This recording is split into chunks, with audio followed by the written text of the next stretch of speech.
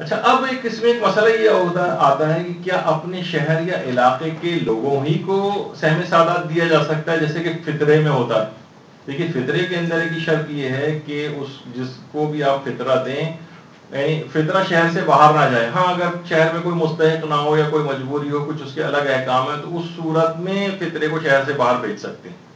لیکن خمس میں ایسا کچھ نہیں. آپ کے اپنے علاقے میں، اپنے رشتہ داروں میں، اپنے شہر کے اندر بھی اگر کوئی مستحقین موجود ہے تب بھی خمس کو باہر بھیجا جا سکتا ہے. یعنی سہم سعادت کو آپ دوسرے شہر بھیج سکتے ہیں. یعنی لیکن بہتر یہی ہے، علماء اس میں بہرحال یہ فرماتے ہیں کہ بہتر یہی ہے اس کے اندر کہ وہ خاص طور پہ وہ رشتہ دار آپ کے، بشرطے کہ وہ آپ کے واجب النفقہ نہ ہو.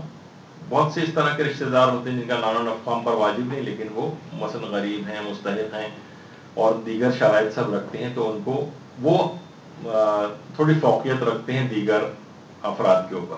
تو اسی طریقے سے اگر ہر شخص اپنے اپنے اچھا اس میں فائدہ یہ بھی ہوتا ہے کہ آپ کے قریبی رشتہ دار، عزیز اقارب رشتہ دار، اپنے شہر والے، آپ کے سامنے ان کی پوری پکچر ہوتی ہے. ان کے اندر شرائط کا ڈھونڈنا اور تحقیق کرنا آسان ہوتا ہے، یا آپ کو پہلے سے سب باتیں پتہ ہوتی ہیں تو آپ ان کو اطمینان کے ساتھ دے سکتے ہیں. تو ظاہر ہے بہتر ہے کہ اگر قریبی رشتہ دار اور عزیز و اقارب یا محلے داروں وغیرہ میں سے کوئی اور ان میں شرطیں پائی جا رہی ہوں تو پھر بہتر ہے کہ باہر کسی دوسرے شہر نہ بھیجیں، انہیں کے اوپر خرچ کریں. لیکن پھر بھی اگر بھیجنا چاہیں تو کوئی گناہ نہیں، اور فطرے جیسا معاملہ اس کے اندر نہیں ہے.